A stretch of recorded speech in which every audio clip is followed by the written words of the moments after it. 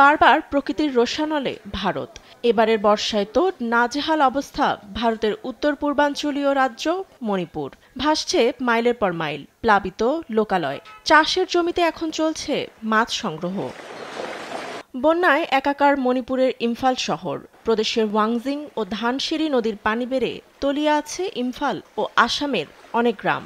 উঠোন, নদী ও চাষের জমিতে থই থই পানি। এদিকে মঙ্গলবার মেঘ বিস্ফোরণের পর প্লাবিত উত্তরাখণ্ড। নিখোঁজ কয়েকজনের লাশ উদ্ধার হলেও সন্ধান মেলেনি আরও কয়েকজনের।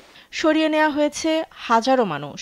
গঙ্গা যমুনায় পানি বিপদসীমায় আছে, ফলে দেরাদুন শহরে কিছু এলাকায় জারি আছে সতর্কতা। পরিস্থিতি আরও অবনতির পূর্বাভাস থাকায় বাড়তে পারে বন্যা। ক্ষতিগ্রস্ত পরিবারকে 2 লাখ রুপি ক্ষতিপূরণের প্রতিশ্রুতি দিয়েছেন উত্তরপ্রদেশের মুখ্যমন্ত্রী যোগী আদিত্যনাথ। এখনও নামেনি হিমাচল প্রদেশের বন্যা। সিমলায় নতুন করে ভূমিধসে ক্ষতিগ্রস্ত ঘরবাড়ি ও কিছু জরুরি স্থাপনা। এখনও বন্ধ একাধিক সড়কে যানবাহন চলাচল। প্রচণ্ড বিদ্যুৎ চমকাচ্ছিল। মেঘ বিস্ফোরণ হয়েছে কিনা বুঝে ওঠার আগেই ভারী বৃষ্টি শুরু হয়।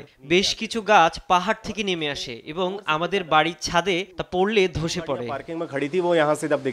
এদিকে হিমাচল প্রদেশের পরিস্থিতি মোকাবিলায় সহায়তার হাত বাড়িয়ে দিয়েছে মোদী সরকার।